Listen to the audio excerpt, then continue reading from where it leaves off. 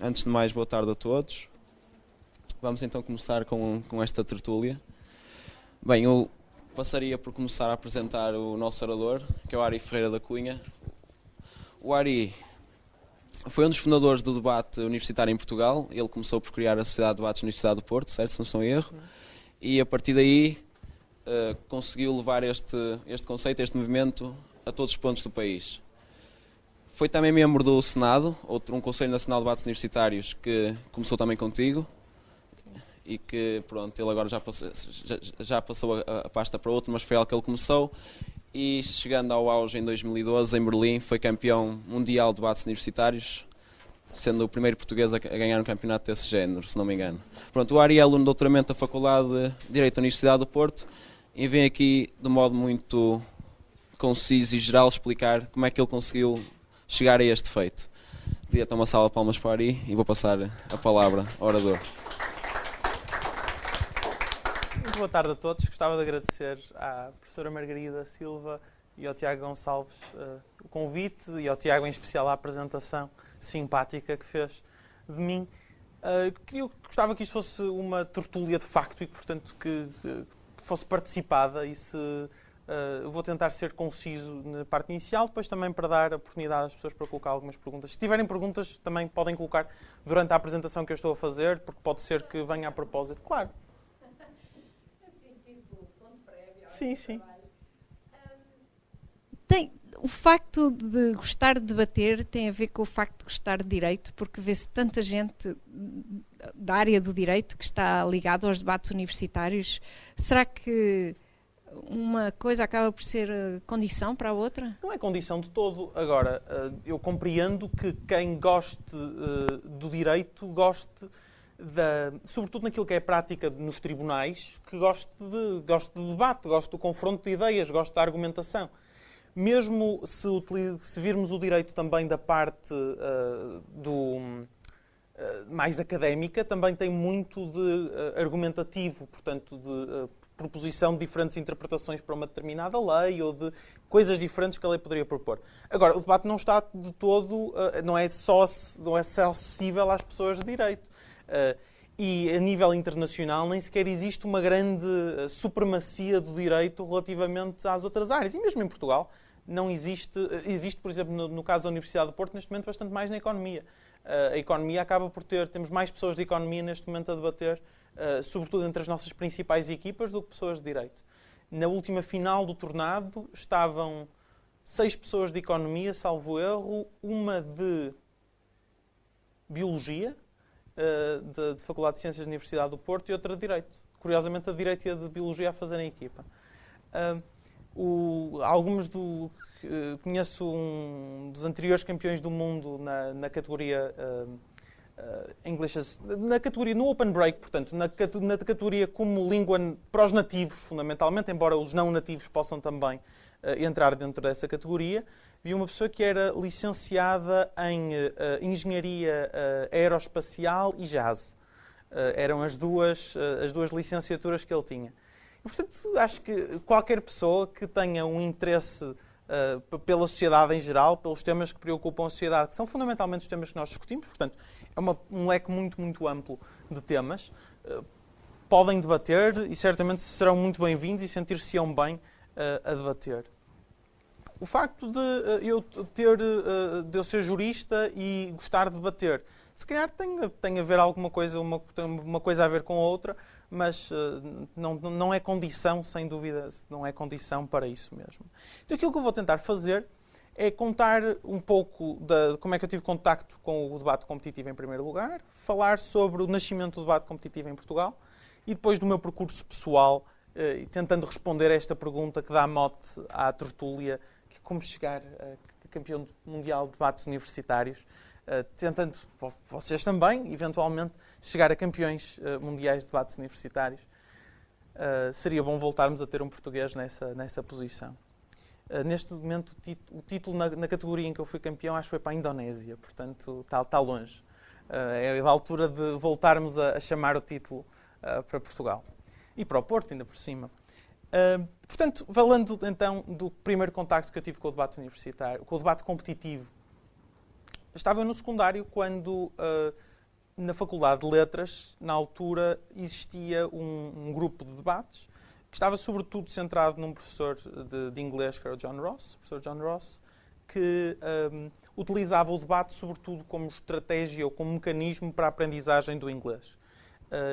E organizou um conjunto de competições que tiveram adesão de pessoas de outras universidades, e nessas outras universidades também havia, por um motivo ou por outro, ou ligadas mais à parte das línguas, ou ligadas mais à parte do direito, ou ligadas a outras áreas, outras sociedades de debates a funcionar.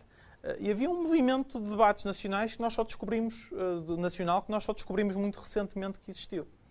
Portanto, eu tive este contacto com o mundo dos debates por volta de 2004, e esta terá sido dos últimos eventos organizados por esse movimento de debates, que, de uma forma que ainda não percebemos muito bem, já tivemos contacto com algumas pessoas dessa época, mas ainda não percebemos muito bem o que é que se passou. Creio que foi definhando e morrendo. Foi desaparecendo de algumas das universidades em que estava presente. As pessoas que estavam neste movimento foram saindo, foram se licenciando, foram acabando os seus cursos e foram indo para o mercado de trabalho, foram deixando de ter tempo para alimentar estes projetos e, portanto, eles acabaram por cair no esquecimento. Portanto, depois deste primeiro contacto que eu tive, provavelmente em 2004, quando cheguei à Universidade do Porto em 2006, não havia nenhuma sociedade de debates, muito para surpresa minha inicialmente. Mas, na altura, também não estava em condições, ou achava que não estava em condições, no meu primeiro ano, de fazer um clube. Mas esperei algum tempo, meti-me na Associação de Estudantes, na comissão de curso, estava no jornal, estava na praxe também. E, portanto, fui fazendo alguns contactos, fui percebendo que havia uma grande sede de discussão. Reparem que nesta altura é a altura dos blogs. Alguém ainda sabe o que é um blog aqui destes? Pronto, é uma espécie de Tumblr, mas antigo. E era um sítio onde se escreviam coisas, não é? Antes do Facebook ter devastado os blogs, era assim uma coisa onde as pessoas escreviam as suas opiniões e tal. E a Faculdade de Direito da Universidade do Porto, onde eu estava a estudar e continuo a estudar agora em doutoramento, estava a fervilhar com blogs. Nós, a determinada altura, conseguimos contabilizar 80 blogs ativos numa faculdade com cerca de 1.200, 1.250 estudantes. Portanto, havia imensos, e muitos deles com mais do que um autor. Havia destes blogs, alguns com 8, 9, 10 autores. Portanto, quase toda a gente tinha um blog, muita gente tinha blogs ativos, muita gente escrevia diariamente nesses blogs. Os blogs tinham, alguns deles, dezenas, se não centenas de visitas. E eu achei que, de facto, isto deu-me confiança para avançar para uma sociedade de debates.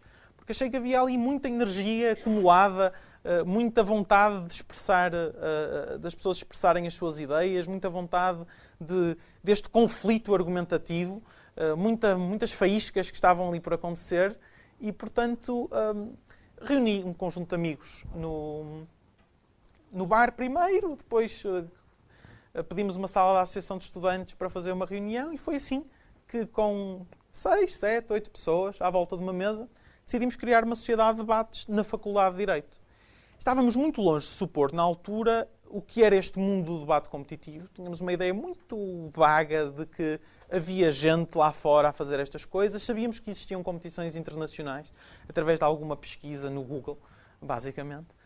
Mas não tínhamos contacto com ninguém, não conhecíamos ninguém. Falámos com pessoas com o tal John Ross, com o professor John Ross, que na altura também andava ocupado e que, portanto, não deu muito seguimento também a esses nossos pedidos e, portanto, acabámos por ir muito isolados, muito sozinhos, à descoberta e a organizarmos estes primeiros debates.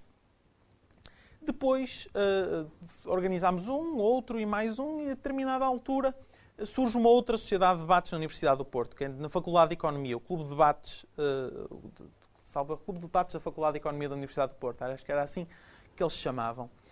Nós ajudámos um pouco ao projeto a desenvolver-se, embora com uma certa distância. O projeto era fundamentalmente, aliás, era de economia, de estudantes de economia, que já tinham, aliás, a ideia de criar alguma coisa, uma sociedade de debates, antes mesmo de nós termos começado a nossa, mas que só tinham feito nessa altura, só depois de nós surgirmos é que eles deram o primeiro passo efetivo para criar essa sociedade de debates. E continuámos assim, com 2 sociedades de debates durante algum tempo. Debatíamos num modelo que era o Canadian Parliamentary, que já ninguém debate, nem mesmo os próprios canadianos. Não tínhamos grande ideia de como é que isto se fazia. Não tínhamos ninguém para dar formação, porque estávamos todos muito ao mesmo nível, porque não tínhamos ninguém para dizer, para nos inspirar um pouco e para nós sabermos como é que se faziam as coisas. Dávamos muito mais importância à forma do que se calhar damos hoje. Fazíamos as coisas muito mal. Não sabíamos aquilo que estávamos a fazer. Mas gostávamos, mas era divertido. Nós chegámos a ter, mesmo nesta altura, 100 pessoas num anfiteatro para ver uma final com pessoas a falar de coisas perfeitamente idiotas. Hoje em dia, nós olhamos para aqueles vídeos e achamos que era infantil a forma como nós debatíamos. E era. Agora, justificadamente também, porque não havia... Tínhamos uma grande falta de role models. Tínhamos uma grande falta de exemplos para nos inspirar e de pessoas para nos dar formação. Fundamentalmente era isso. E... Portanto, em 2010 estava eu a acabar a minha licenciatura quando decidimos fazer um evento que juntasse os vencedores do campeonato interno da Sociedade de Debates da Faculdade de Direito da Universidade do Porto com a do Clube de Debates da Faculdade de Economia. Porque eles tinham também um campeonato interno. Chamámos a isto Supertaça ou coisa que o valha.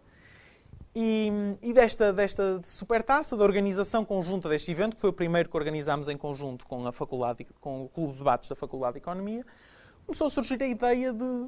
Gostámos de trabalhar uns com os outros e achámos que era uma coisa engraçada juntarmos os 2 clubes, que na altura eles também estavam com um processo de transição iminente, porque iam sair algumas das pessoas que tinham estado à frente do projeto durante aqueles últimos anos. No nosso caso, eu também pensava que ia sair. Olhem, ainda estou cá. Mas pensava que também ia sair. Estava a acabar a minha licenciatura. A minha ideia era provavelmente eu ir para um escritório de advogados e começar um estágio ou algo desse género. E portanto, isto em junho, julho, reunimos-nos e... decidimos avançar com esse projeto de unificação. Tivemos uma reunião depois a 13 de agosto em que decidimos criar uma coisa chamada Sociedade de Debates da Universidade do Porto, que foi a primeira Sociedade de Debates à escala universitária. Aliás, com base nas 2 primeiras nesta geração, nesta encarnação do debate competitivo. E foi criada esta primeira Sociedade de Debates à escala de uma universidade. Em 2010, então. Tu querias fazer alguma pergunta? Não, essa é a sua mão. Não. Ok. Então, como é que isto se desenvolve? Nós achámos que isto era, sobretudo, uma boa oportunidade para aumentar a escala. O que é que aumentar a escala nos permitia? Permitia-nos localizar alguns dos recursos nas partes mais logísticas e de organização, etc. E libertar outros recursos para colocar as pessoas a pensar na parte da formação, na parte da captura de conseguirmos chegar a novos públicos. O facto de nós nos juntarmos permitiu, por exemplo, tentarmos não só que cada uma destas sociedades se expandisse para os 2 polos em que as 2 faculdades estão reunidas, portanto, Economia na Esprela e Direito no Centro Histórico, mas, sobretudo, irmos à conquista de um outro polo, que era o 3º polo da Universidade, acho que é polo 2, por acaso, mas, de qualquer forma, para o 3º polo da Universidade do Porto, que é o polo do Campo Alegre, inicialmente ancorado na Faculdade de Letras, hoje em dia ancorado na Faculdade de Ciências. E, portanto, temos atualmente a nossa Presidenta é da Faculdade de Ciências. Mais uma prova de que não é preciso ser jurista para gostar destas coisas, dos debates ou para debater. Acho que de Bioquímica. É Bioquímica, não é? Ok. E então, isto permitiu-nos também ter pessoas preocupadas com... os contactos institucionais, com a parte da tesouraria, o facto de termos crescido permitiu-nos não nos estarmos tão preocupados com a parte logística, deixámos isso para algumas pessoas que se dedicavam quase exclusivamente à parte logística e à parte de angariar pessoas para os debates, etc. Isto permitiu-nos localizar outros recursos para um certo pensar a longo prazo e tentar ver as coisas numa visão mais macro. Isto teve bons frutos. Fizemos logo desde o início uma coleção de contactos em sociedades de debates fora de Portugal, e sobretudo europeias, mas não só. e mandámos cartas de apresentação. No fundo, para tentar ver para tentar estabelecer contactos com uma rede que nós sentíamos que poderia ser uma mais-valia muito importante para nós. Porque, e já se veio a revelar, e eu vou explicar um pouco em que medida. E uma das pessoas que na altura nos contactou, a Anne Valkering, uma holandesa que organizou um dos campeonatos europeus, contactou-nos na altura a dizer: acho ótimo que estejam a fazer estas coisas, os debates, é muito importante que tenham formação, é muito importante que... porque senão vão se sentir a estagnar e as pessoas vão sentir que não estão ali a fazer nada ao fim de algum tempo. E, portanto, têm mesmo de ir a eventos de formação internacionais. Na altura estava para acontecer o International Debate Academy Eslovénia, que é um dos grandes eventos de formação a nível mundial, organizado por uma coisa chamada World Debate Institute e por umas organizações não governamentais na Eslovénia. E nós fomos lá com uma equipa, fui eu e a Denise na altura, e abriu-se um mundo incrível para nós, porque nós não sabíamos que estas coisas existiam. Neste momento existem cerca de 900, provavelmente mais de 900, ou provavelmente mais de 1000, mas 900 pelo menos registadas na IDEA, sociedades de debates pelo mundo, universitárias. E se nós formos ver aquelas que são as principais universidades do mundo, de acordo com rankings, etc., existe uma coincidência. Existem ainda mais sociedades. As sociedades estão muito concentradas naquelas que são as melhores universidades do mundo. Quase todas elas têm sociedades de debates, muitas delas sociedades de debates muito ativas. Mesmo se forem ver rankings internacionais de debates e rankings das universidades, às vezes existem coincidências grandes. Obviamente não a coincidência de primeiro, segundo, terceiro, mas é normal entre as 50 primeiras nos rankings internacionais estarem nos 100 ou 200 primeiros nos rankings dos debates e vice-versa. Mas mais do que isto, existe muita gente nisto, existem muitíssimas competições. Um dos números que eu gosto mais de apontar nestas alturas é o do tempo que demorou a preencher 400 vagas para o Campeonato do Mundo em Manila.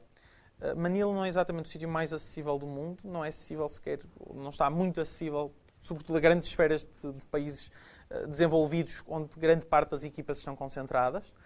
E 400 vagas esgotaram em cerca de 90 segundos. As vagas esgotaram em 90 segundos. Portanto... Mas estavam todos lá. Sim. Sim. A inscrição mais rápida foi em 11 segundos, acho eu. Acho que nós nos inscrevemos em 16. Ou em 16 segundos. Mas já sabiam. Sim. Aquilo é a história. Nós já sabíamos que existia muita concorrência para isto. E nós desenhámos um pequeno programa para anexar ao nosso browser para o programa quase fazer a inscrição por nós, porque senão não íamos conseguir fazer isto. Portanto... Pronto, aquilo basicamente é um programa fácil, quer dizer, é para preencher automaticamente campos de preenchimento. Portanto, adivinhámos mais ou menos quais seriam os campos de preenchimento e desenvolvemos uma pequena coisinha para o browser para ele preencher os campos de preenchimento automaticamente. Portanto, aquilo foi quase só o carregar da página e o submeter da página sobre a grande pressão. Pronto, e pouco mais deve ter sido. Pronto, mas feitiços à parte, existe um mundo gigantesco de pessoas que estão envolvidas nisto e um mundo de pessoas, sobretudo, muito interessantes. Há gente que... a Maia Nedadovic foi uma das pessoas que nós trouxemos ao último IDC, foi uma das pessoas que, infelizmente, por circunstâncias da sua vida, viveu em primeira mão a Guerra dos Balcãs e que, portanto, tem-se tornado uma advogada de reconciliação, sobretudo neste contexto, que tem desenvolvido alguns programas para reconciliação de alguns grupos nesse contexto. Criou, por exemplo, uma sociedade de debates na Bósnia, que era das poucas instituições, acho que é em Mostar, em que eles têm 2 universidades de cada um dos lados do rio. Mostar é uma cidade que tem uma ponte muito bonita e antiga, que separa a cidade, mas que separa mesmo, porque separa do ponto de vista étnico, do ponto de vista religioso, e também tem 2 universidades. E ela criou uma sociedade de debates nessa cidade, em que tinha, quando foi lá colocada num projeto das Nações Unidas, em que juntou as 2 universidades para criar uma sociedade de debates para essas 2 universidades. Permite-nos conhecer, por exemplo, no Campeonato do Mundo em Berlim, tive uma situação também um pouco caricata em que num minuto estava a falar com uma palestiniana que me estava a dizer cobras e lagartos dos israelitas e daquilo que eles faziam quando ela tentava entrar nos aeroportos e da impossibilidade dela ir para se reunir com os seus familiares, etc. No minuto seguinte estou a conversar com um israelita que me está a dizer mais ou menos cobras e lagartos palestinianos. E estas conversas, de facto, acabam por abrir-nos para diferentes possibilidades.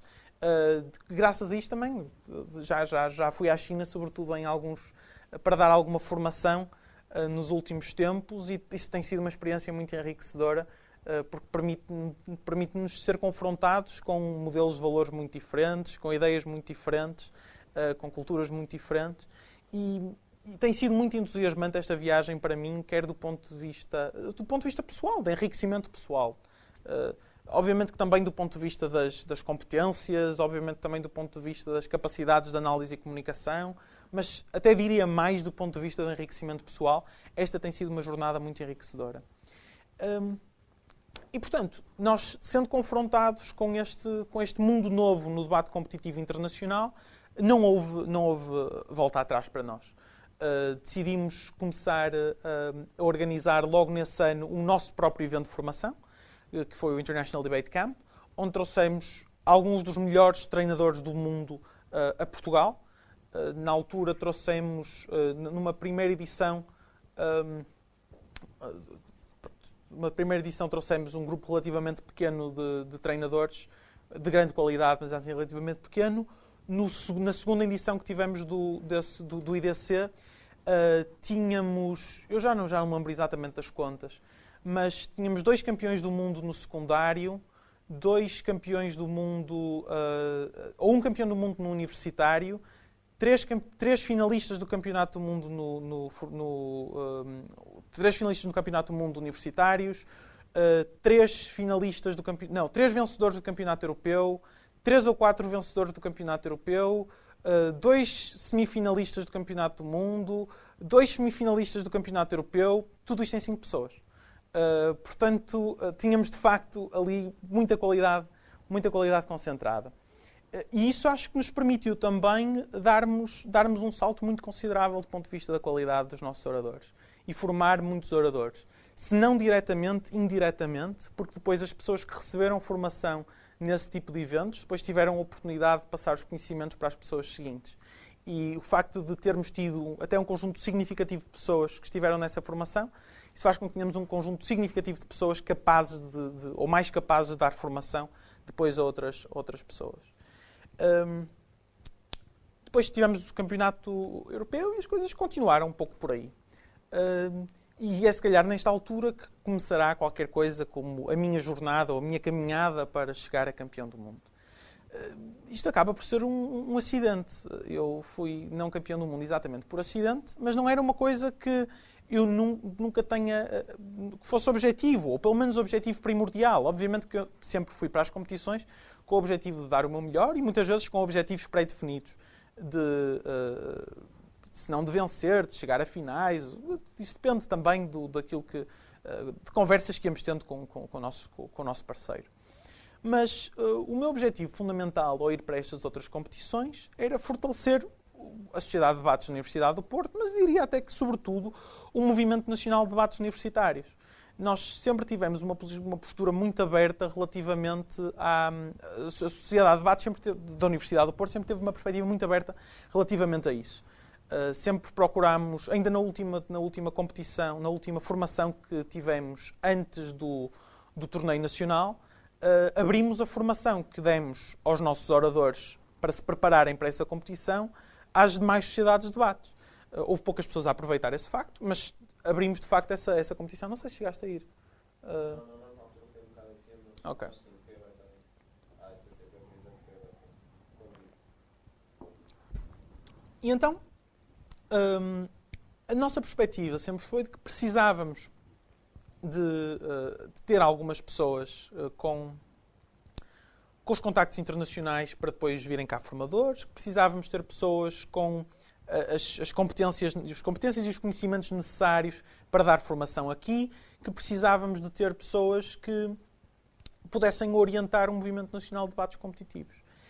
Isto, julgo eu, aqui fazendo alguma psicoanálise ou autopsicoanálise, diria eu que um pouco espicaçados por aquilo que aconteceu à anterior encarnação de debate competitivo, que acaba por funcionar aqui um pouco sempre como um fantasma a pairar sobre as nossas cabeças, porque nós não queremos que isto volte a acontecer. Não queremos que se crie um movimento nacional de debate universitário com, na altura, acho que chegou a ter 5 ou 6 universidades e que depois ele desapareça de um momento para o outro. Daí a nossa tentativa de espalhar o mais possível o debate em Portugal, de tentar fazer com que as coisas funcionem como seguros, como que as sociedades funcionem, mas como uma espécie de seguros umas das outras, como bolsas de conhecimento e competências que podem ser utilizadas depois, caso alguma coisa corra mal numa delas, podem ir outras ajudar a compor um bocado as coisas e a dar formação aos oradores e a espicaçar as pessoas que estão na organização dos debates e a dizer como é que se organizam os debates, a falar-lhes sobre estratégias para cativarem públicos, etc.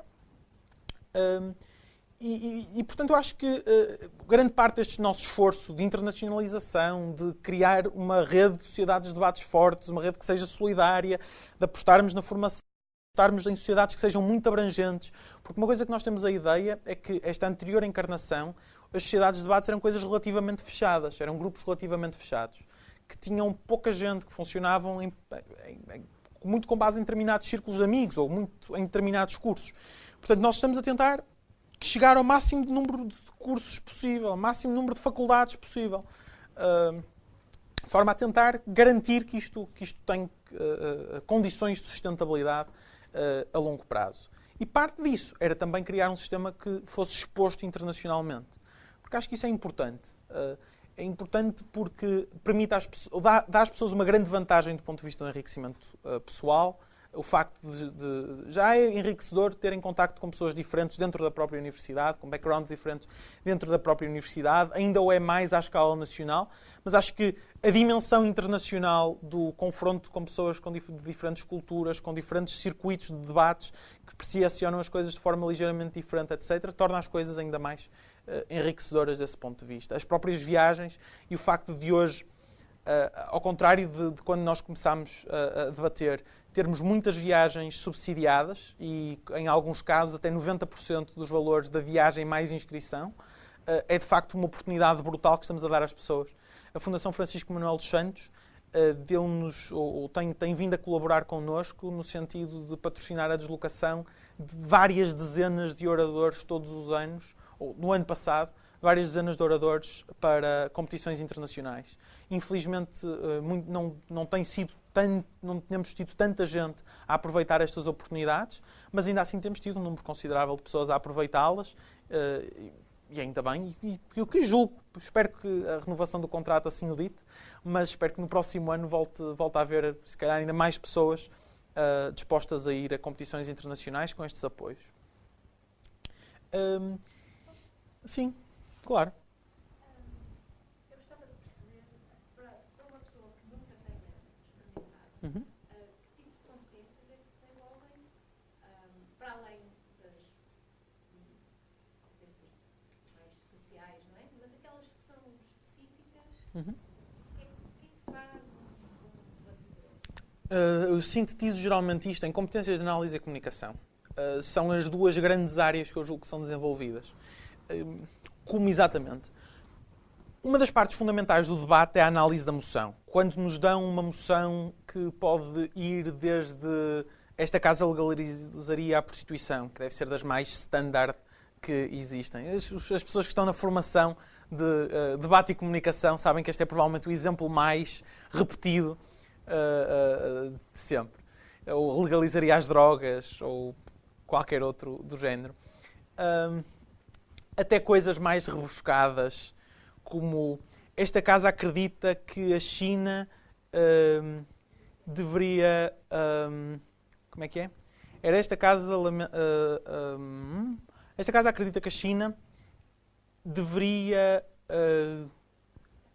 lutar por se manter a fábrica do mundo. Ou coisas como aquela que foi a moção da final do Campeonato do Mundo em que nós vencemos, que era esta casa aplaude o declínio da hegemonia dos Estados Unidos. Nós éramos oposição a isto. E que mais? Podem ser temas desde relações internacionais, bioética, algumas de costumes debatem-se muito. Ontem a moção que foi debatida em direitos foi uma coisa um pouco estranha, que era esta casa proibiria manifestações públicas de afeto. Portanto, pode ser debatida muita coisa. E quando nós somos confrontados com um destes debates que toda a gente já está habituada a ter, da eutanásia, drogas, aborto, prostituição, políticas de redistribuição, troicas, subidas ou descidas de impostos. Quer dizer, todas estas coisas nós estamos mais ou menos habituados a discutir na praça pública e, portanto, vem-nos imediatamente à cabeça um conjunto de argumentos que nós podemos reproduzir mais ou menos por cópia. Nós já ouvimos as pessoas a reproduzirem estes argumentos, podemos reproduzi-los. Agora, quando nos apresentam uma moção de coisas que não são discutidas, pelo menos sobre esta forma, no espaço público, ou que são discutidas a um nível muito incipiente, com base não em argumentos, mas muitas vezes em que nojo. Quer dizer, por exemplo, no caso esta casa proibiria demonstrações públicas de afeto. De vez em quando estas coisas discutem-se, até que ponto é que as pessoas deveriam poder, no espaço público, ter determinados comportamentos que se podem enquadrar dentro deste conceito de demonstrações públicas de afeto. Mas geralmente não existe um debate à volta disto, e muito menos sobre a proibição disto.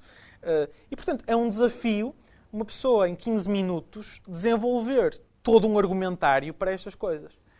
E isto é um exercício em pensamento crítico, é um exercício de lógica, é um exercício na capacidade das pessoas puxarem exemplos diferentes ou exemplos de coisas semelhantes para este espaço, de serem capazes de montar um argumentário.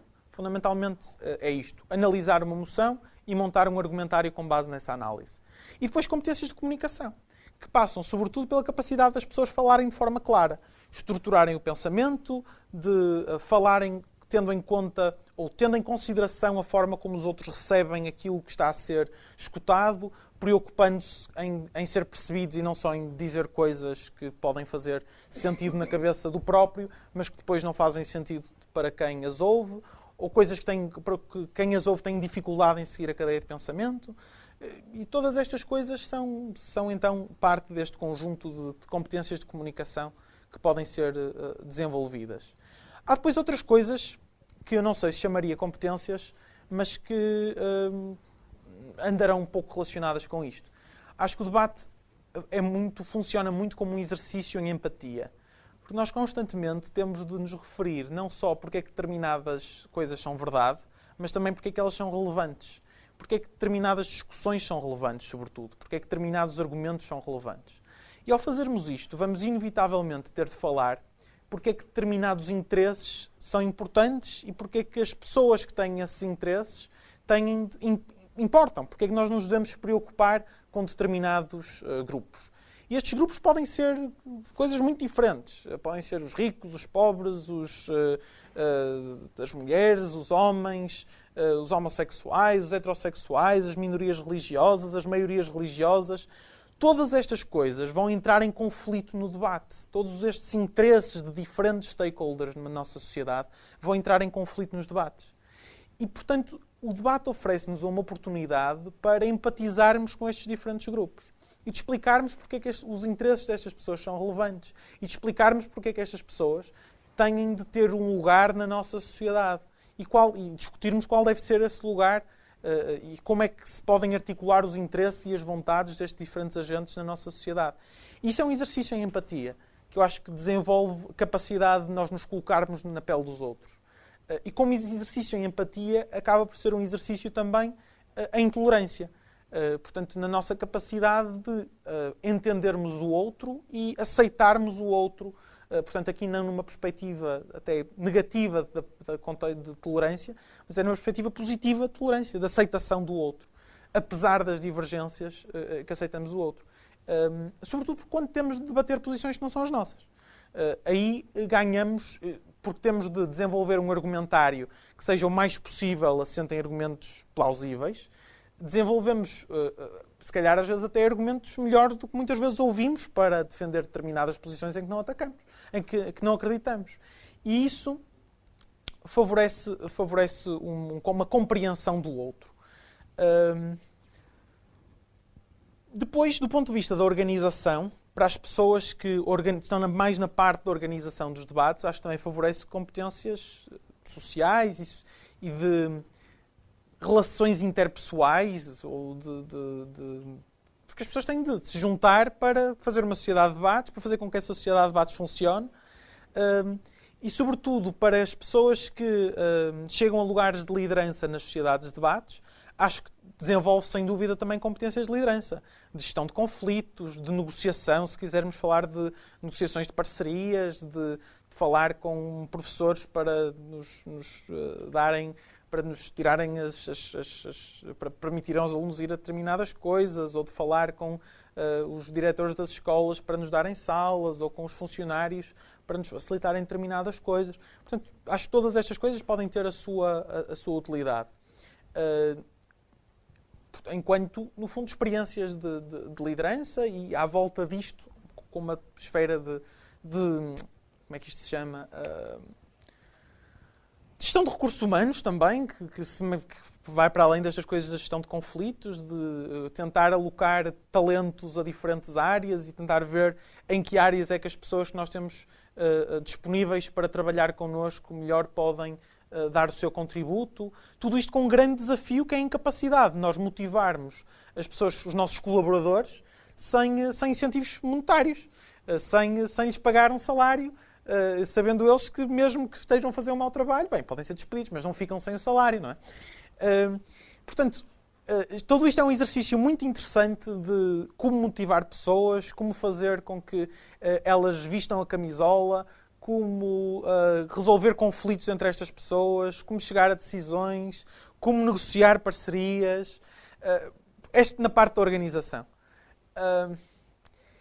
Todas estas competências, e sobre agora voltando às de análise e comunicação, que não são úteis em abstrato, como são úteis numa data de circunstâncias da nossa vida. Eu elencaria algumas. São úteis, em primeiro lugar, academicamente. Acho que grande parte, sobretudo em sítios que exigem de nós resposta a perguntas de resposta aberta, é muito importante as pessoas terem tanto capacidade de análise como capacidade de comunicação. Se estamos a falar de orais, então mais ainda, porque a capacidade das pessoas de se manterem algum sangue frio durante o oral vai depender muito do treino que elas tenham a falar em público e da tranquilidade com que elas tenham a fazer isso. Depois também, do ponto de vista, aliás, a própria forma como depois nós estruturamos as nossas respostas, como nos lembramos de argumentos novos para justificar, etc. Depois, do ponto de vista profissional, não só porque há uma certificação destas competências através de ser finalista de um campeonato do mundo, ou vencedor de um campeonato do mundo, mas também finalista de um campeonato nacional, ou finalista de um Open de Belém, ou finalista de um Open de Lisboa, ou de um IDC, etc. Por outro lado, portanto, é uma linha bonita no CV para reduzir isto.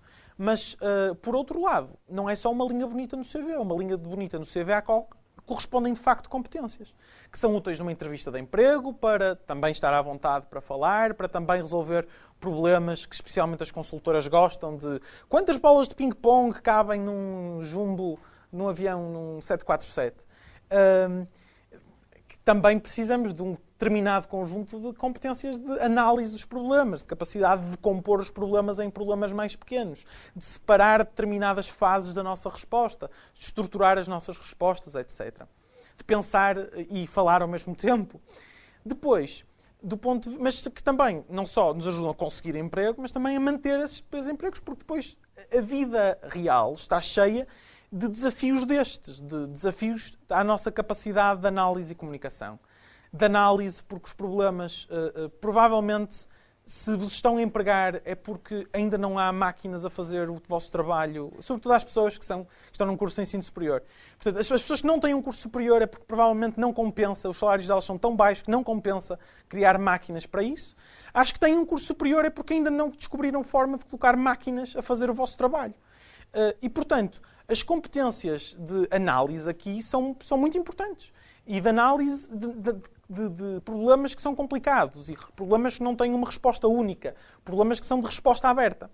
E, portanto, quando vocês, a vossa capacidade de manter estes empregos e de ser bons, mais até do que manter estes empregos, numa perspectiva de que é bom terem brio e fazerem um bom trabalho nos vossos empregos, nos vossos trabalhos, é resolverem estes problemas de resposta aberta, problemas que necessitam das vossas competências de análise.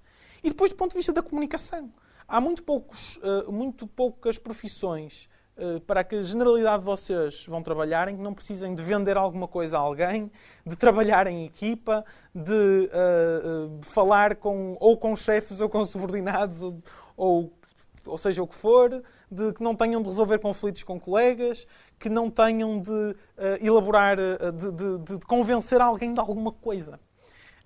E ajuda, de facto, as pessoas aí terem estas competências de análise e comunicação. E depois eu também acho que ajuda bastante nas próprias relações pessoais. Eu lembro-me que depois não sei se foi o primeiro, se foi do segundo IDC, tive uma amiga minha que foi ao segundo IDC e que disse que... o IDC é o International Debate Camp. Já passei à sigla, embora passei diretamente à sigla. O IDC é o International Debate Camp. Este grande evento de formação que organizamos.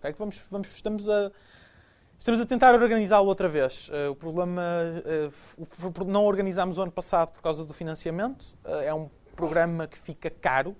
De colocar num hotel algumas dezenas de pessoas com os melhores formadores do mundo é uma coisa que ainda fica cara e as pessoas não estão muitas vezes dispostas a pagar o custo real. O que quer dizer que temos de arranjar formas de compensar o custo real com patrocínios e com apoios e tal. Isso é o evento de formação que cai em Portugal? Sim, no Porto e em Ofir. Sim, é internacional no sentido em que há participantes internacionais e há oradores internacionais. Aliás, a última edição isto tem uma vertente de formação que depois termina com uma competição de 2 ou 3 dias. E a última edição foi ganha por pessoas do Bangladesh. Portanto, aliás, na final tínhamos uma equipa portuguesa, uma equipa com uma russa e uma lituana, uma equipa do Bangladesh e uma equipa com 2 húngaros, acho eu. Portanto, é de facto uma competição bastante internacional. Sim? Desculpa interromper.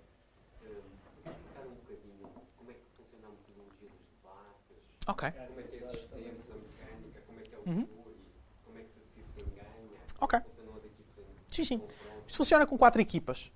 É um modelo com 4 equipas. 2 no governo, 2 na oposição, 2 na parte de cima, que falam primeiro, e depois 2 que falam na parte de baixo. Portanto, isto funciona assim. Há um primeiro-ministro que tem como função definir a moção, de avançar alguns argumentos a favor da moção. Depois há um líder da oposição que oferece um ponto de clash, um ponto de confronto com aquilo que o primeiro-ministro está a apresentar. Estas posições são aleatórias, são dadas às pessoas antes de as avisar de qual vai ser o tema que vai ser discutido. Portanto, elas sabem qual é a posição e depois é que sabem qual é o tema. Depois de ser apresentado o tema, há 15 minutos de preparação. E depois desses 15 minutos de preparação, há discursos de 7 minutos. Portanto, começa o debate com base em discursos de 7 minutos. Fala o primeiro-ministro, fala o líder da oposição, fala o adjunto do primeiro-ministro, fala o adjunto do líder da oposição. E, portanto, terminam as 2 equipas a primeira parte do debate. E depois o debate passa para a segunda casa, em que há um discurso do membro do governo que pretende apresentar uma extensão, ou seja, fazer um contributo original para o debate, que seja ao mesmo tempo coerente com aquilo que o primeiro governo disse, mas ou mais relevante ou mais desenvolvido. No fundo, tem de fazer uma coisa que seja... Podem apresentar novos argumentos ou pode apresentar os argumentos que foram apresentados inicialmente muito melhor. Ou uma combinação destas duas estratégias. Mas eles vão ser, todas as equipas estão umas contra as outras e vão ser avaliadas na medida da sua capacidade de contribuir para o debate. E de vencer os pontos apresentados pelas equipas opostas e de ceder nas suas contribuições as equipas ou da primeira casa ou da segunda casa, consoante estejamos a falar do primeiro ou do segundo governo. Ou da primeira ou da segunda oposição. Desculpa? Desculpa. 2 pessoas. Portanto, é primeiro-ministro, líder da oposição, adjunto do primeiro-ministro, adjunto líder da oposição. Por isso são 2 pessoas de cada um dos lados. E depois há um membro do governo que faz esta extensão. O membro da oposição que faz também esta extensão. E depois, os 2 últimos discursos do debate, da segunda pessoa a falar de cada uma das segundas casas, é um discurso de resumo. É aquilo que se chama whip speech. É um discurso de aquilo que não pode apresentar argumentos novos, mas aquilo que faz é resumir o debate. E é dizer, um lado apresentou uma coisa, o outro lado apresentou outra, ou houve determinadas questões no contexto do debate, a oposição respondeu assim, o governo respondeu assado, e tentar, no fundo, facilitar o trabalho de pesar os argumentos dos diferentes lados ao orador, obviamente apresentando uma versão dos acontecimentos que seja favorável ao seu próprio lado. Portanto, é, no fundo, uma argumentação a favor da qualidade da argumentação apresentada anteriormente. Também misturada com alguma refutação, porque também podem fazer refutação. No final deste debate, há uma mesa, que geralmente é composta por pessoas mais experientes, sobretudo a nível internacional. Nós, em Portugal, como ainda estamos desde 2008 na Faculdade de Direito e na Faculdade de Economia, desde 2010 na Universidade do Porto, mas a maior parte das sociedades funciona desde 2011, 2012. O que quer dizer que ainda não temos uma política de serem adjudicadores só as pessoas mais experientes, mas algumas pessoas passam diretamente para adjudicadoras, ou não é diretamente para adjudicadoras, mas algumas pessoas focam-se primeiro na adjudicação e só depois é que vão debater e que andam aqui aos saltos. Mas idealmente, e aquilo que gradualmente julgo que está a acontecer também a nível nacional, é que as pessoas com mais experiência sejam adjudicadores. E os adjudicadores avaliam o debate. O que é que eles fazem? Tentam pesar os argumentos que foram apresentados pelas diferentes equipas, ver que argumentos é que batem que argumentos, tal como eles foram apresentados no contexto do debate. Isto implica, sobretudo, avaliar o nível de análise que foi oferecido pelas equipas, portanto, a quantidade e qualidade, sobretudo qualidade, das justificações apresentadas para as afirmações que as pessoas fazem. E também, obviamente, os exemplos, as ilustrações e outras coisas que nos podem ajudar a ter argumentos um pouco mais concretos e às pessoas perceberem um pouco mais em concreto o que é que está ali em jogo. Explicando isto muito, muito rapidamente, é assim que um debate se processa. O debate, a adjudicação depois chega a uma conclusão relativamente a quem fica em primeiro, segundo, terceiro e quarto e oferece e dá a cada um dos oradores aquilo que chamam speaker points, ou pontos de orador, que vão de uma escala de 50 a 100. Na prática vão mais de 60 a 90, com talvez 90% dos speaker points dados numa competição boa entre os, talvez, 65 e 80 e poucos, mas é mais ou menos isto. Portanto, eles dão os speaker points, que ajudam sobretudo para situações de empate das equipas. Isto porque nas competições existem esquemas de power matching. Portanto, as equipas mais fortes são colocadas com as equipas mais fortes até o momento.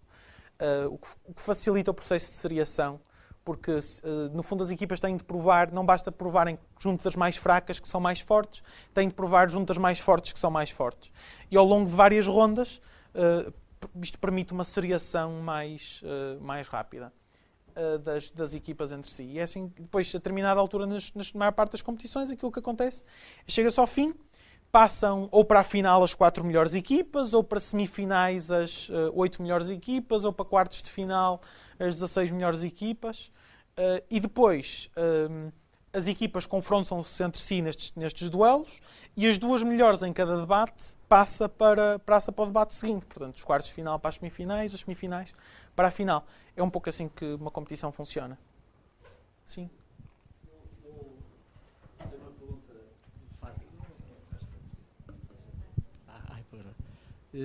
Uma pergunta só relativamente ainda a isto, que é se os debates são públicos. São.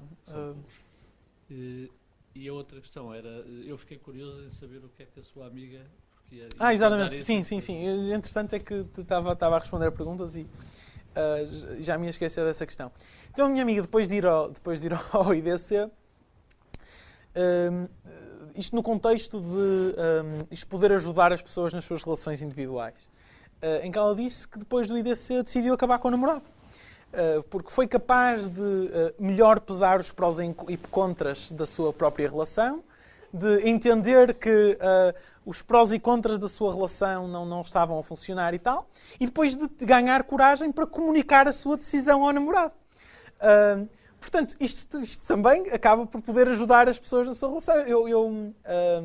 Eu namoro com uma pessoa que também está ligada aos debates e com uma excelente oradora, por acaso. E de facto acho que também acaba por facilitar esta parte da comunicação. Nós os dois sermos pessoas que se decompõem os argumentos, discutem as coisas passinho por passinho. Às vezes ajuda. Mas de uma forma um pouco mais séria. Quer dizer, isto pode ajudar as pessoas desde convencer os pais a sair à noite até convencer os pais a sair à noite todas as noites da queima. Agora que é uma coisa que se calhar aqueles meninos lá atrás devem estar interessados em fazer. Até aumentar as mesadas, até comprar-lhes bilhetes para a queima. Todas estas coisas são, no fundo, dependentes da nossa capacidade de persuasão, que está muito dependente da nossa capacidade de análise e comunicação. Sim. Talvez valha a pena. Talvez valha a pena explicar que, muito embora isto seja em torno dos debates universitários, quem não é aluno universitário tem outras oportunidades, não é? Nos concursos abertos. Sim. Os Opens são torneios abertos a toda a gente. Portanto, já há muitos estudantes do secundário, ou alguns estudantes do secundário que participam nestas competições.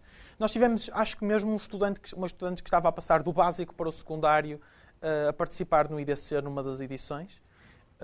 E, portanto, as competições e os eventos de formação que nós fazemos geralmente são abertos. A única exceção a isto é o torneio nacional, que está feito como um torneio nacional. É torneio nacional de debates universitários. E, portanto, está feito como um torneio para universitários. Portanto, não pode ter nem antigos alunos ou antigos estudantes a debater, nem estudantes do secundário, com possibilidade de fazer break. Mas tivemos algumas pessoas no próprio no próprio tornado, que é o Torneio Nacional de Debates Universitários, a fazer swing team, portanto, a ser uma equipa de substituição para alguma equipa que tenha faltado.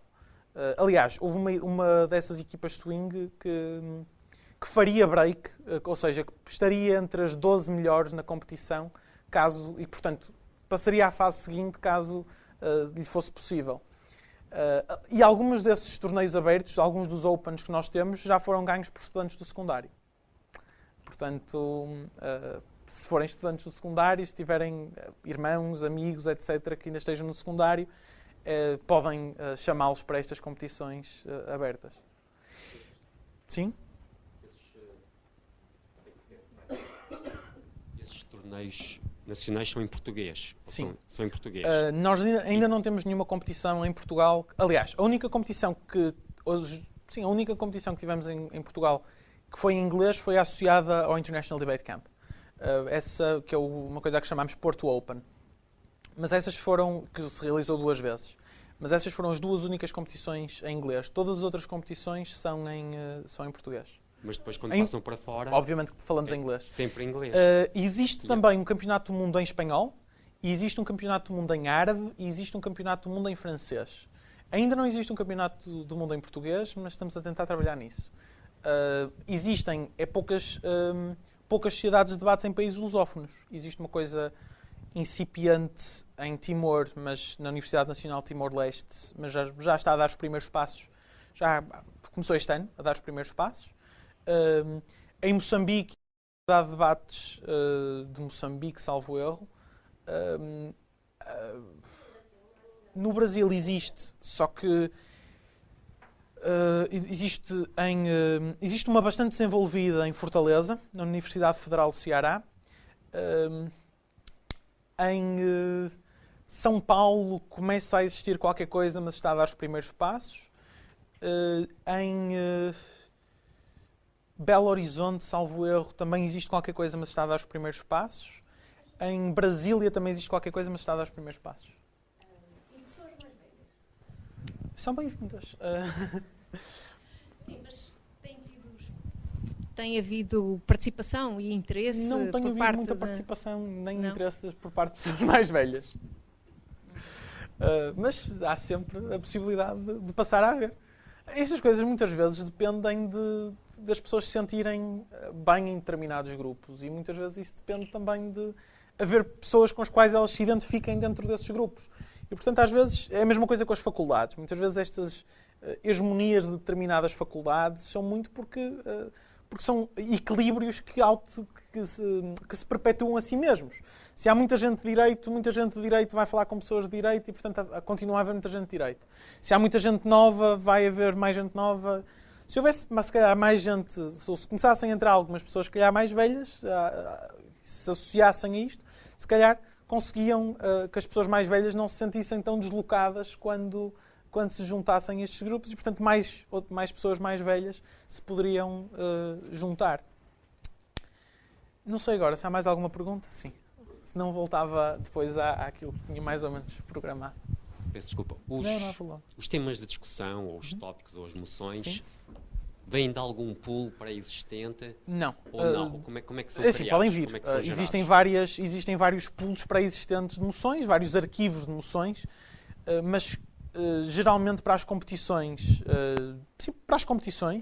existe uma CA Team, que é um conjunto de 1, 2, 3, 10 pessoas, que 10 pessoas só faz sentido se estivermos a falar de competições à escala mundial, em que é preciso ter refletidas nessa pool de quem decide, nesse grupo que decide as moções, a representação de muitos circuitos diferentes, de muitas sensibilidades diferentes, de muitas tradições de debate diferentes, de forma a garantir que as moções são equilibradas para diferentes condições de debate, para garantir que existe uma diversidade de sensibilidades que também estão representadas nessas moções. Mas geralmente são 3 pessoas, 2 pessoas que decidem as moções. São convidadas pela organização. Quando, no caso do campeonato nacional, do campeonato europeu, do campeonato do mundo, como existe um processo de candidaturas para a organização desses eventos, geralmente é proposta uma equipa de adjudicação conjuntamente com o resto da candidatura, que explica onde é que as coisas vão ser feitas, onde é que as pessoas vão almoçar, onde é que vão ficar alojadas, em que sítios é que vão ser, etc. Faz um orçamento, etc. Conjuntamente com as candidaturas, é um pouco como os Jogos Olímpicos, mas mais pequenino, um bocadinho. E eles apresentam geralmente uma ideia da CA Team, da equipa de adjudicação. Mas depois são escolhidas aleatoriamente as moções? Não são escolhidas por essas pessoas. Geralmente tendem a funcionar como um conjunto. A ideia é que haja vários temas representados, que haja ao longo da moção. Depois há várias filosofias também para isto. Diferentes CA Teams vão ter diferentes filosofias para como gerir o flow das moções num debate. Mas geralmente começam com moções um pouco mais fáceis no início. A última moção, há boas razões para ser uma moção. A última moção das rondas preliminares, há boas razões para ser uma moção um pouco mais complicada, um pouco mais fora da caixa, sobretudo, para dar privilégio a equipas que tenham boas capacidades de análise e que não se bastem por repetir argumentos que já ouviram noutros debates. Geralmente as finais tendem a ser coisas com bons espetáculos também. O elemento de espetáculo também é privilegiado. Tem de ser coisas que mexam com as pessoas de forma a dar um bom espetáculo, porque afinal vai ser aquilo que vai ser visto por mais gente e também é bom que essas pessoas se entretenham um bocadinho. Portanto, existem várias considerações que estão em jogo quando as pessoas decidem as moções. Cada uma das moções tenta ser, em primeiro lugar, equilibrada para os dois lados. E, portanto, tem de haver boas razões para defender a moção e para atacar a moção. Depois, tem de ter profundidade suficiente para aguentar 1 hora de debate. Portanto, temas às vezes muito, muito pequeninos não dão para ser tratados, ou ficavam esgotados em meia hora de debate, e, portanto, as equipas da segunda casa ficavam sem o que dizer. E, portanto, esses temas são evitados. Depois também tem de ser suficientemente compreensivo para poder ser tratado de uma forma minimamente razoável numa hora. Portanto, evitam-se discutir vários temas ao mesmo tempo. Portanto, tenta-se centrar o debate numa única questão, ou num conjunto de... O debate, convém que o debate possa ser sintetizado em 3, 4, 5, no máximo, grandes áreas. Se nós começamos a debater várias coisas ao mesmo tempo, ou coisas um pouco... Quer dizer, não vamos discutir, sei lá, drogas e prostituição ao mesmo tempo. Quer dizer, é bom limitar o conjunto também de coisas que estamos a debater ali. Antes, têm aquilo que trouxerem. Ou seja, podem consultar todos os elementos, manuscritos ou não, portanto, ou impressos ou manuscritos, não podem ser eletrónicos, que trouxerem para o debate. Não podem consultar outras equipas e nem elementos eletrónicos. Mas há equipas que mantêm case files. Não sabem qual é o tema, digamos assim. Não, mas há temas que se repetem. E, portanto, se nós tivermos uma lista de 100, 200, 300 temas, há uma boa hipótese de, pelo menos, acertarmos aí em metade das moções. Acertar, quer dizer, não é das moções, mas em metade dos tópicos de debate. Se formos para um torneio internacional, quase certeza que uma das moções vai ser sobre relações internacionais.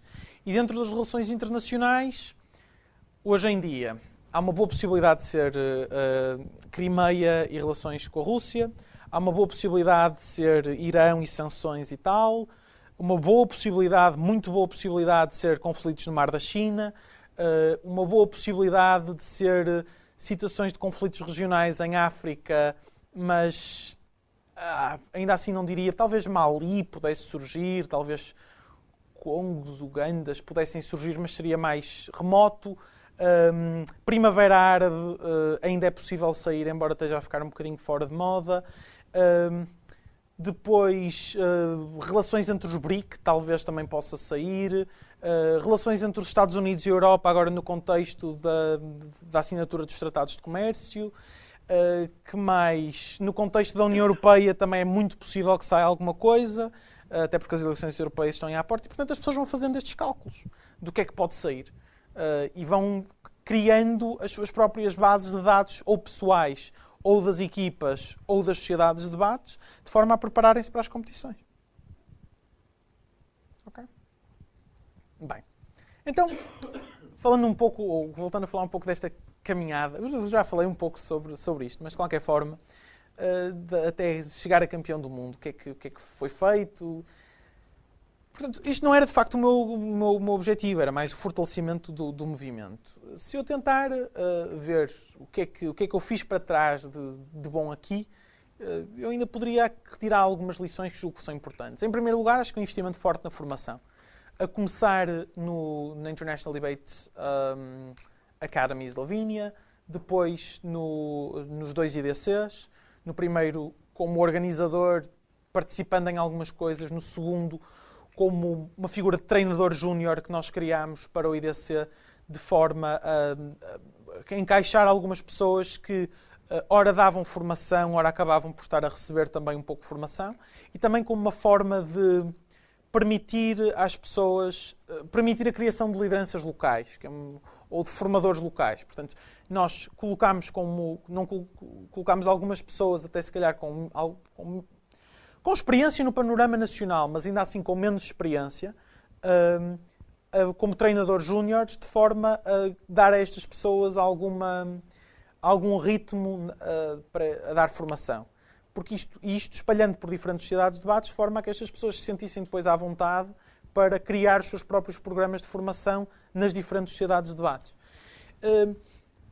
E depois também nas diferentes competições internacionais. Existe também muito material online, muito bom, de muitos workshops interessantes que são filmados e que estão disponíveis online gratuitamente no YouTube. Depois eu posso dar links às pessoas que estiverem interessadas nisso. E, portanto, acho que uma aposta na formação foi importante. Depois, a participação em competições também é vital. Primeiro porque é necessário um determinado ritmo para sermos bons a debater. Sobretudo do ponto de vista da velocidade, é muito difícil se vocês ficarem muito tempo sem debater, e sem debater no contexto competitivo, que é um contexto em que nós queremos ganhar, e o querer ganhar faz com que nos esforcemos mais para sermos melhores. Isto necessita este ritmo requer requer que nós sejamos oleados e que a nossa cabeça esteja oleada para pensar rapidamente, para analisar rapidamente as moções. Se nós somos os primeiros ministros e temos 15 minutos para preparar um discurso de 7, precisamos de facto de estar preparados para muito rapidamente perceber quais são os assuntos principais num debate, perceber o que é que os outros podem dizer, perceber como é que nós vamos responder, tentar separar os diferentes argumentos, estruturar ideias, desenvolver ideias, arranjar exemplos para estas ideias e formas de ilustrar estas ideias. Não há problema. Explicar a relevância destas ideias, falar com o nosso colega sobre isto, tomar uma decisão a propósito de se vamos tomar mais uma hard line, se mais uma soft line, se vamos ser mais radicais ou mais moderados, se vamos apresentar um caso com mais nuances ou com menos nuances. Todas estas coisas em 15 minutos é muito complicado se não tivermos muito ritmo. E esse ritmo faz-se muito com base nas competições. Por muito que vocês treinem, a forma relaxada como os treinos geralmente são, faz com que as pessoas não tenham pontuações tão altas. Nós reparámos isso, por exemplo, até nas próprias competições internas que tivemos na Universidade do Porto.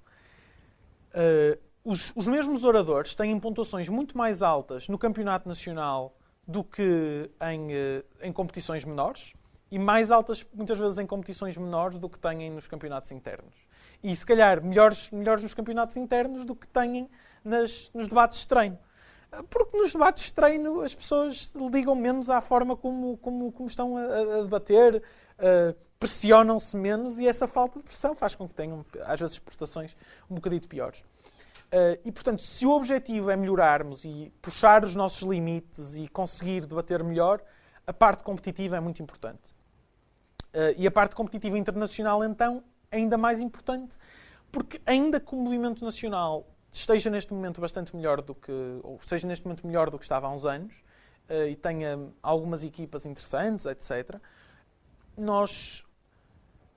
a qualidade que nós temos numa sala de topo, num torneio nacional, provavelmente não é uma sala mediana, não chega a ser uma sala mediana num campeonato do mundo. E, portanto, sobretudo se estivermos a falar de misturar nativos e não nativos. Portanto, nós aprendemos muito quando vamos lá fora e vemos pessoas que têm muito mais anos disto. Quer dizer, é natural. Em Inglaterra, no Reino Unido, melhor dizendo, porque na Escócia também, eles têm modelos de debates competitivos há 200 anos. Nos Estados Unidos, há quase 100. Em alguns países do centro da Europa, há 20, 30. Noutros, há 20, 10. Mas, de qualquer forma, nós somos das nações mais recentes no debate competitivo internacional. Há, se calhar, outras que se estão a dar melhor, ou que também são recentes e que se estão a dar, não digo melhor, mas bastante bem. A Suécia, por exemplo, tem-se comportado muito bem. Ganhou recentemente o Campeonato Europeu e chegou à final do Campeonato do Mundo. A Áustria está-se a dar bastante bem. A Sérvia, extraordinariamente bem. Mas a Sérvia é se calhar um bocadinho mais antiga. Mas teve, creio eu, que 6 equipas a fazer break há 2 campeonatos do mundo. No último campeonato do mundo, não sei quantas é que eles tiveram. Israel, por exemplo, tem 17 sociedades de debates, é um país pequenino, 17 sociedades de debates e é extraordinariamente bem sucedida. É para terminar, ok. Portanto, não somos o único país que se tem comportado bem e que tem sido capaz de evoluir rapidamente. Mas somos muito recentes e não temos, como alguns destes países, a mesma capacidade financeira para contratar formadores, para ir a competições internacionais, as nossas universidades não estão muitas vezes tão bem financiadas quanto as deles. Na Universidade do Alasca, a universidade financia em cerca de $500 mil o grupo de debates. Na Universidade de Vermont, eles têm a Sociedade de Debate, o Lawrence Debate Club, tem o Lawrence Debate Club tem um endowment portanto, tem fundos que, aliás, tem um fundo dado por um anterior treinador, ou conseguido por um anterior treinador, de $1 milhão que lhes dá, que está a render, e, portanto, todos os anos lhe dá cerca de 25 mil dólares todos os anos, só à custa desse endowment inicial. O atual treinador deve estar perto da reforma, tentou repetir a mesma coisa, e logo nos primeiros dias telefonou para uma pessoa que, dizendo-lhe: estou a tentar conseguir $1 milhão para duplicar o endowment da Lawrence Debate Union, para ver se garantimos aqui mais autonomia financeira para a instituição e tal. A pessoa a quem ele liga: não há problema, eu escrevo já um cheque de $1 milhão, e no dia seguinte tinha um cheque de $1 milhão passado. Ele passou, portanto, a ter o objetivo de ter $2 milhões de angariação para a Sociedade de Debates. Portanto, há muitos sítios muito melhores financiados do que nós. E nós muito fazemos com os poucos recursos que temos. Outro elemento essencial aqui, eu acho que é uma abertura à diversidade.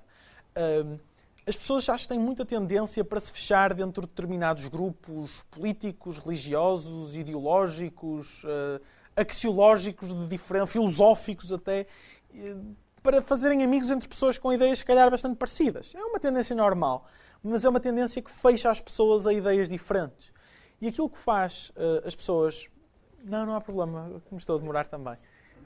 Aquilo que faz com que as pessoas tenham capacidade para se adaptarem a emoções diferentes e debater de acordo ou com um lado ou com o outro, é esta capacidade de entender, aceitar os outros e perceber quais são os argumentos para sustentar determinadas opiniões. Faz muito bem terem alguns amigos doidos no Facebook que vos bombardeiam com coisas perfeitamente absurdas, porque algum dia lhes vão agradecer. Algum dia lhes vão agradecer o facto de eles vos bombardearem com todas aquelas ideias absurdas. Portanto, cultivem algumas amizades entre gente com ideias muito fora, porque volta e meia dá jeito. Não só porque podem ser boas pessoas, não é? Não, isso não é relevante. Obviamente também é relevante, mas aqui do ponto de vista mais utilitarista, ou utilitarista de uma determinada perspectiva, o mais interesseiro, porque isso contribui para vocês ampliarem a vossa visão do mundo. Isso ajuda a uma certa flexibilidade mental. E depois, mantenham-se informados sobre aquilo que se passa à vossa volta. E muitas vezes, ou infelizmente, os nossos telejornais aqui em Portugal não chegam para a pessoa fazer uma atualização boa. Não só porque são muito superficiais, mas também porque muitas vezes não cobrem todos os assuntos, sobretudo de relações internacionais, política internacional, com que vão ser confrontados em torneios internacionais.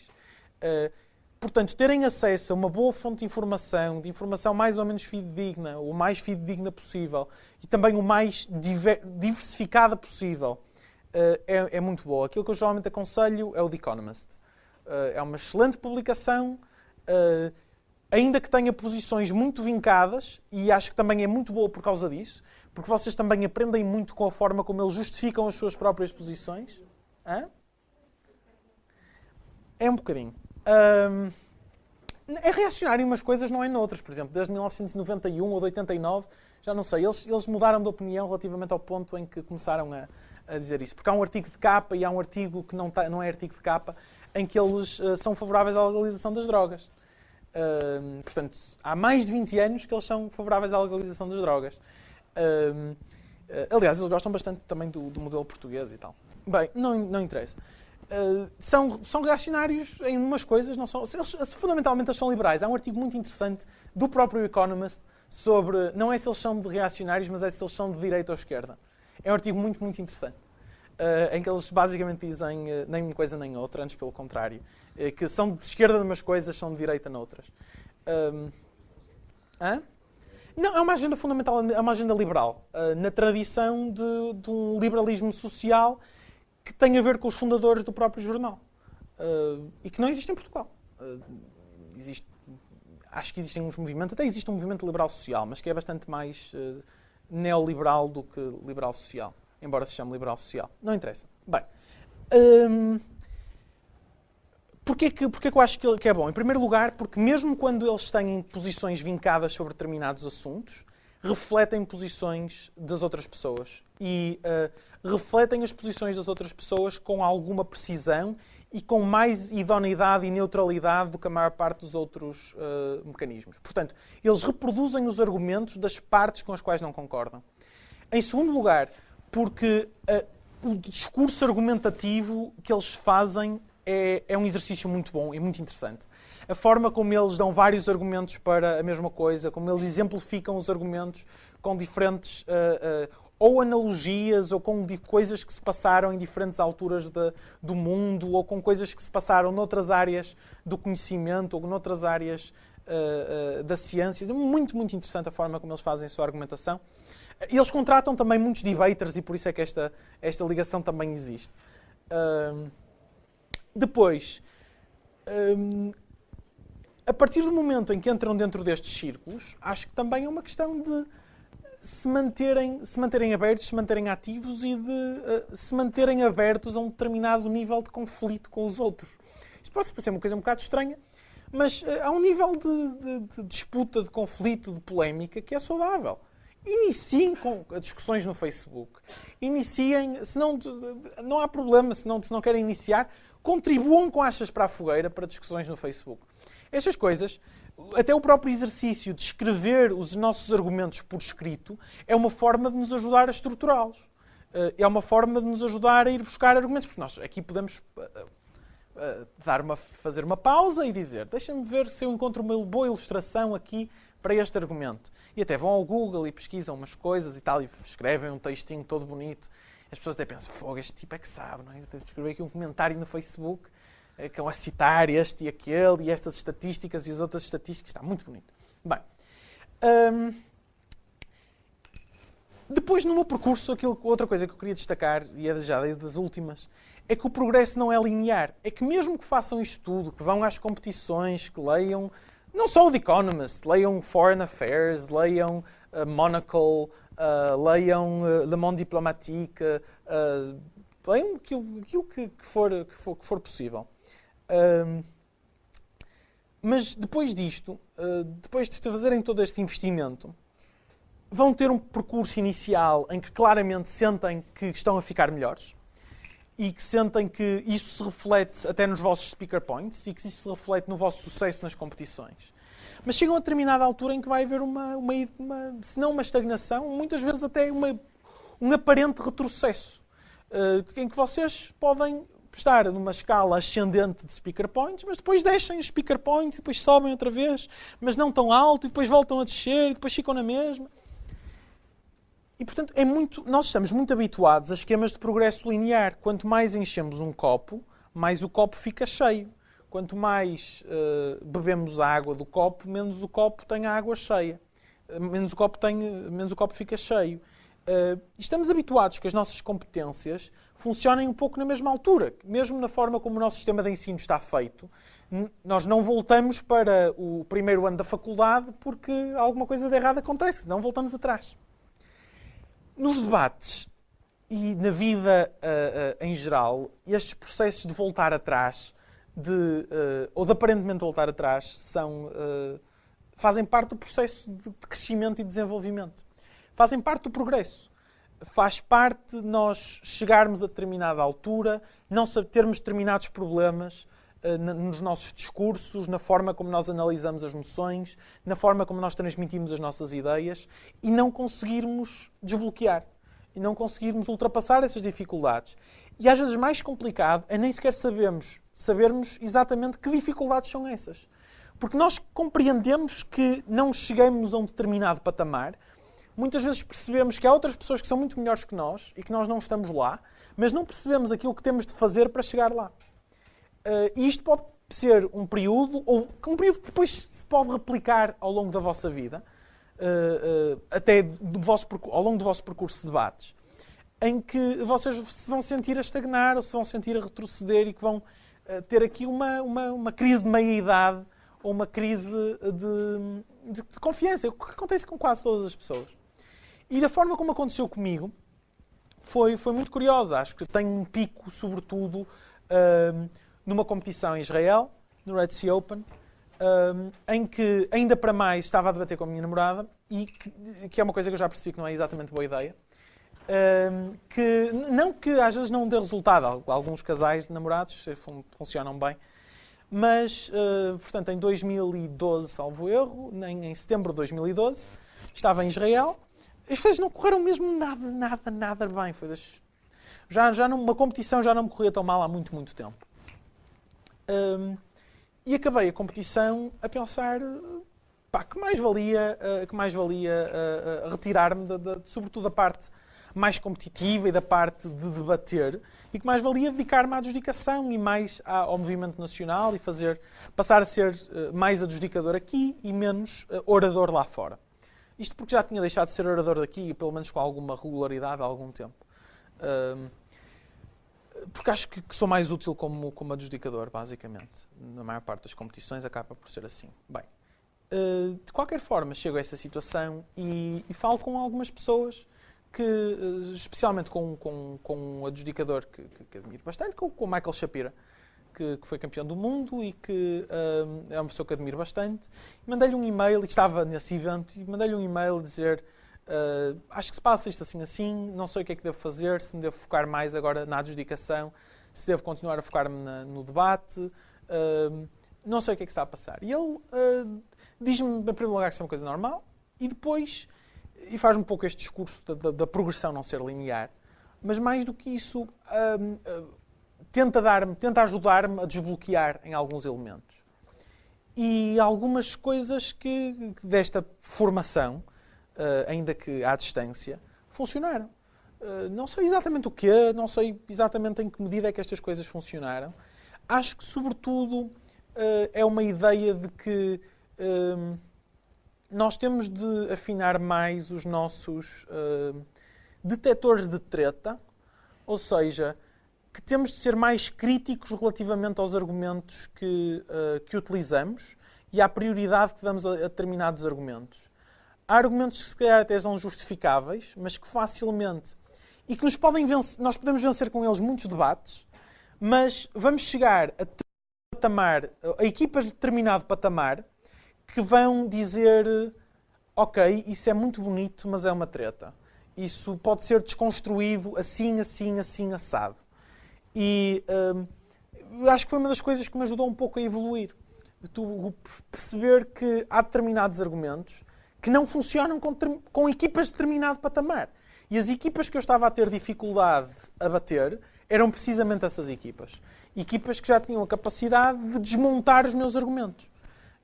E de mostrar que determinados argumentos não faziam tanto sentido. Bem, não interessa isso particularmente, isso é um processo mais individual, mas, sobretudo, a ideia de que, depois disso,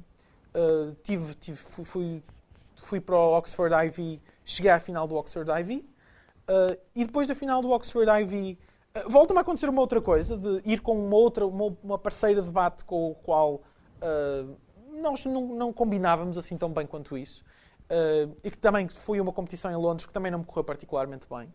E depois dessa competição, fui para o Campeonato do Mundo e fui campeão do mundo. Portanto, eu creio que esta é uma em English as Foreign Language, mas ainda assim. Esta ideia de que o progresso não é linear, acho que é uma parte muito importante. No próprio do Campeonato do Mundo, o nosso objetivo inicial não era ser campeões do mundo, até porque não era entrar na categoria em que entramos. Existem 3 categorias no Campeonato do Mundo. O Campeonato do Mundo é o único campeonato em que existem 3 categorias, o Open Break, English as Second Language, English as Foreign Language. Portanto, nós estávamos à espera de fazer break no English as Second Language. Foi mais ou menos com esse objetivo com que nós fomos lá, porque muitas das equipas quer no Campeonato Europeu, quer em Oxford, quer noutras competições a que já tínhamos ido, houve muitas equipas que estavam a fazer break, ou que já tinham feito break, ou que tinham pretensões a fazer break nessa categoria e que também tinham feito, e que também estavam com a qual nós estávamos a competir, algumas delas que nós já tínhamos vencido por algumas vezes. E, portanto, aquilo que acontece é um problema que depois se vem a revelar uma vantagem, que é no último debate. Acho que posso dizer isto com alguma confiança, nós somos muito mal adjudicados.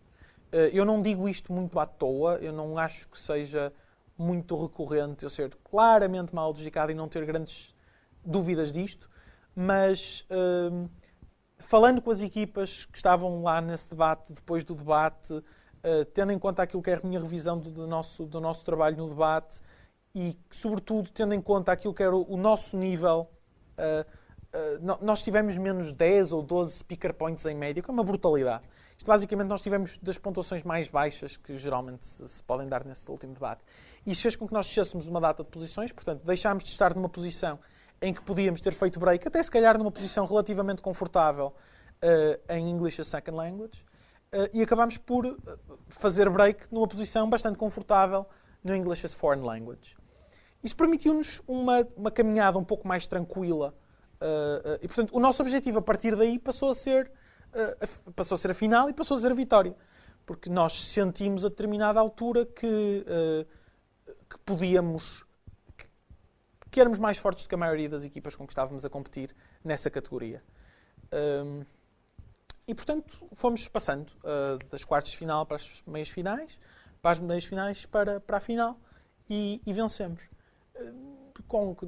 Na moção que foi, podem ver, está gravado, é um debate interessante. Tá? Ok. É um debate interessante, por acaso. É um bocadinho complicado perceber os japoneses no início.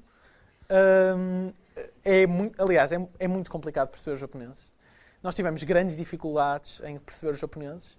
Depois estive a falar com o adjudicador. Vocês podiam ter tornado muito mais clara a vossa vitória se vocês tivessem refutado diretamente aquilo que os japoneses disseram. Ao que eu lhe disse, nós não percebemos. Portanto, a refutação que fizemos foi daquilo que percebemos, 1, e daquilo que supusemos que eles queriam dizer, 2. Portanto, é mais complicado. Mas, quer dizer, percebe-se. Eu também estou a brincar agora um bocadinho, mas percebe-se aquilo que eles estão a dizer.